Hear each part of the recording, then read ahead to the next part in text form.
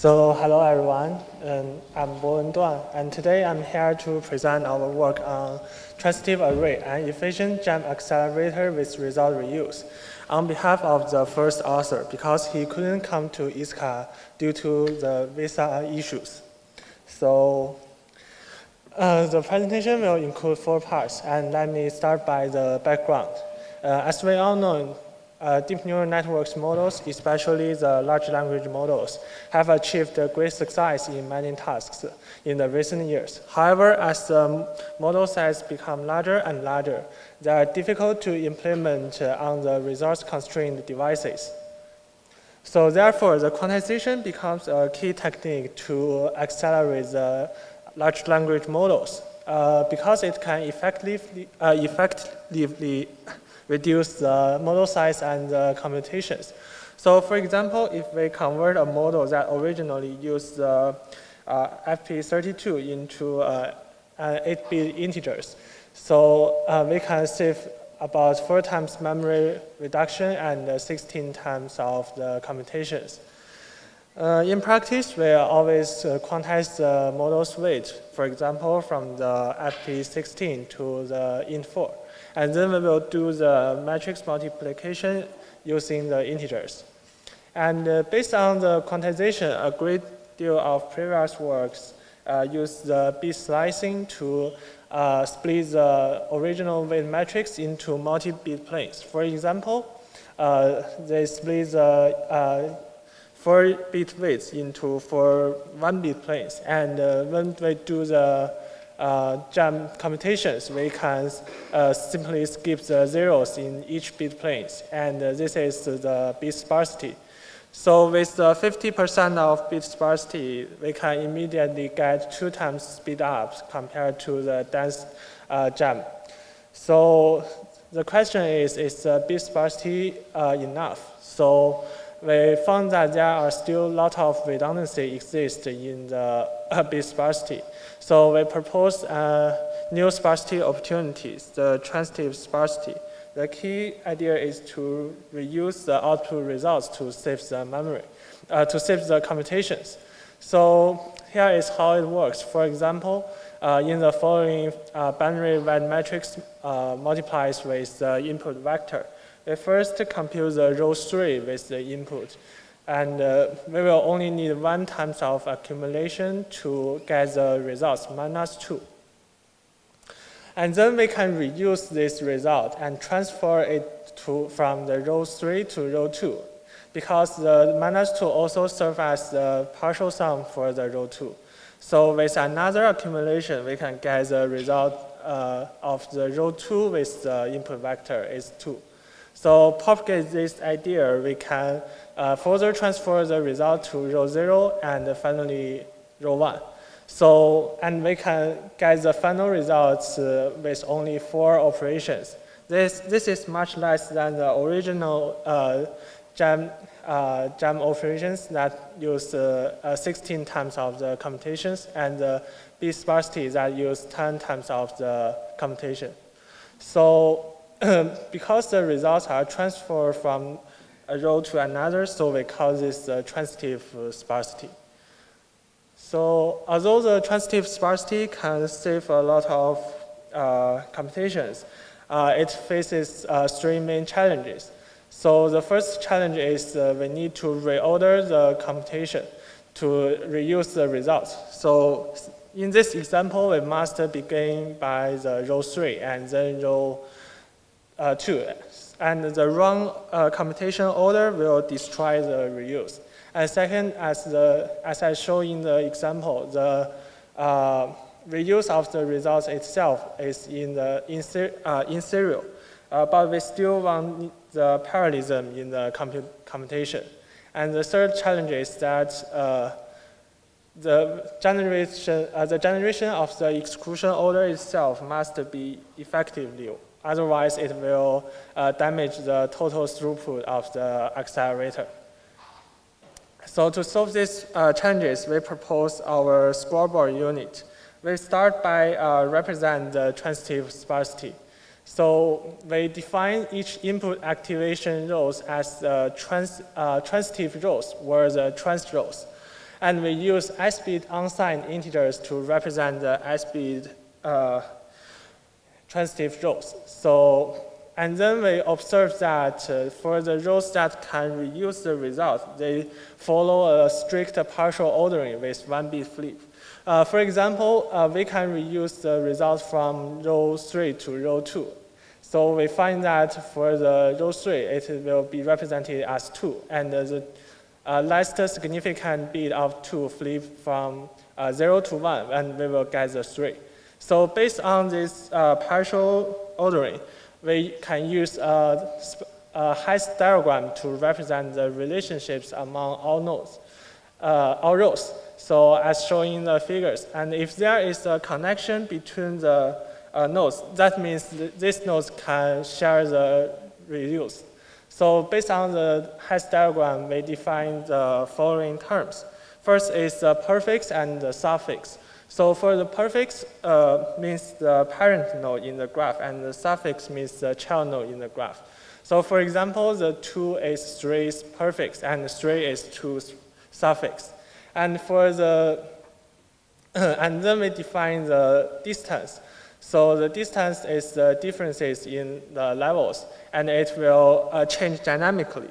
So for example, the distance between 2 and 3 is 1, and the distance between 2 and 11 is 2.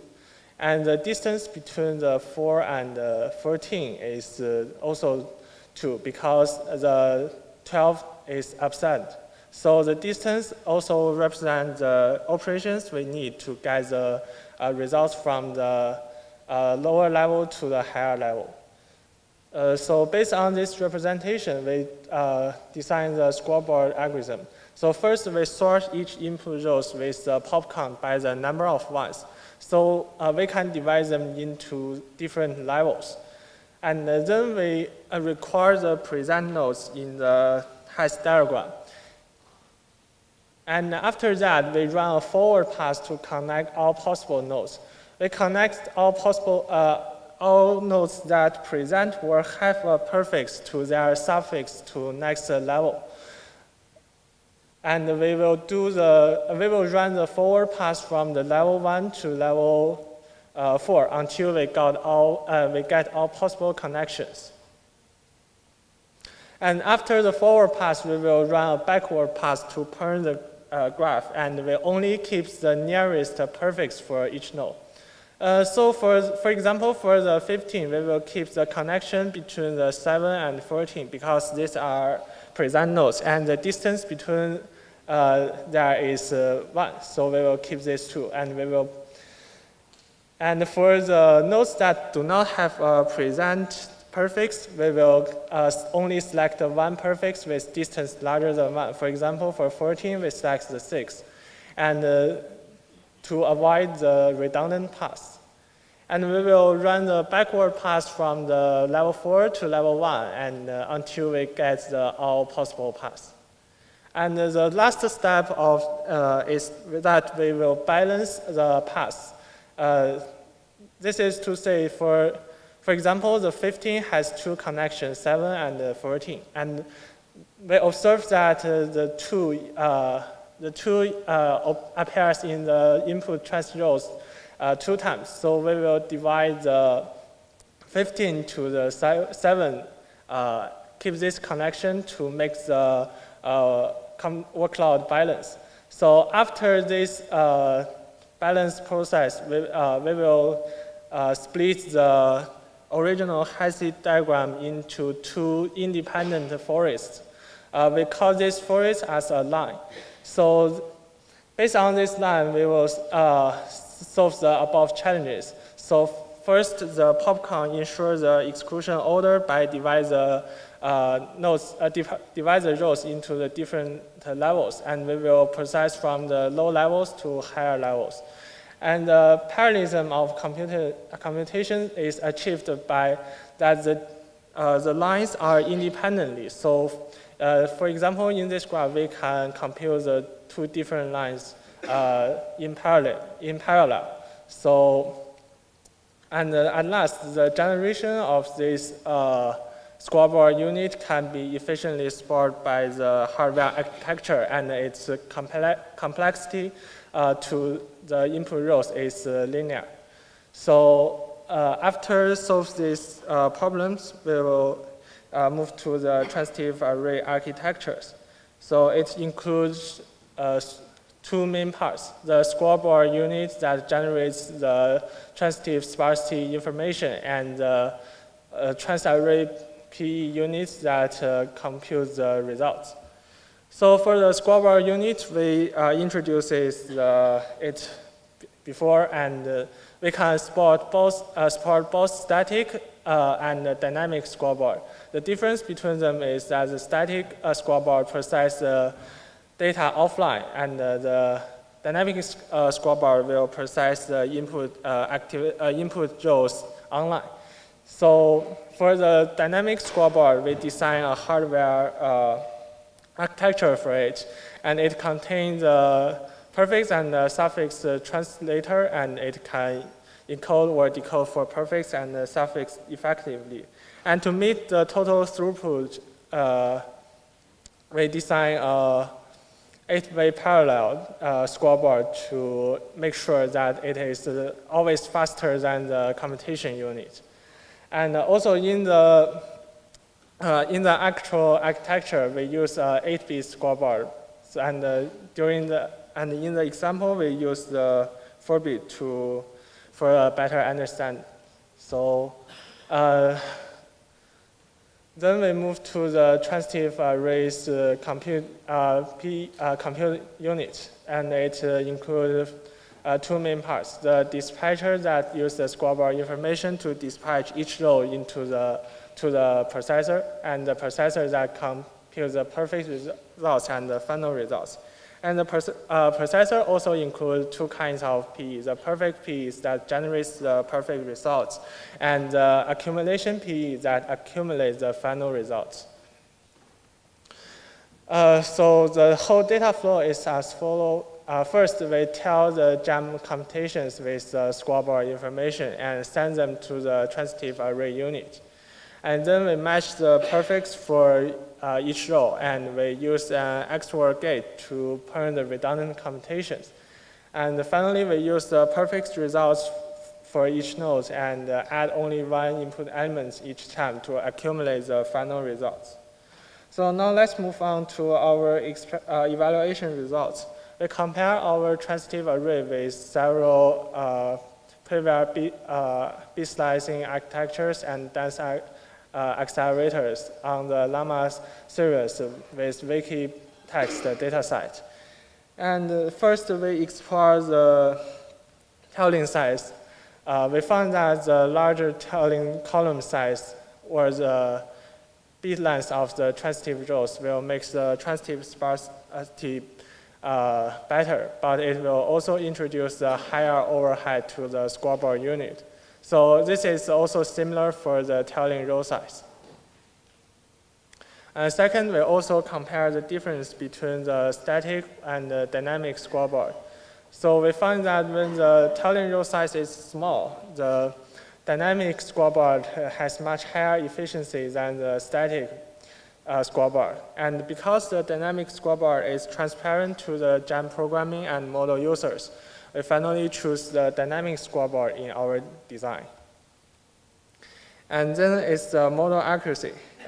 Because of the generalized design of the transitive array, our architecture can broadly support a wide range of SOTA quantization framework. So we can achieve comparable or even better results over the previous accelerators. And for the performance and energy on the fully connected layers, compared with baselines, we can achieve about 7.5 speed up with the state-of-the-art dense accelerator Olive, and 4 times the speed up over SOTA bit sparsity accelerator Bitword. And the transitive array can also support the attention layer with the quantization. On the Llama attention layers, we can also achieve 4 times speed ups over the bit fusion and ANT. And in conclusion, we propose the transitive sparsity. It's a sparsity paradigm for the general matrix multiplication that use the similarities between rows to remove redundant computations. Our proposed architecture, transitive array, addresses the challenges in transitive sparsity and achieves a significantly speed up and over the state-of-art accelerators. And thank you, and I will try my best to answer the questions.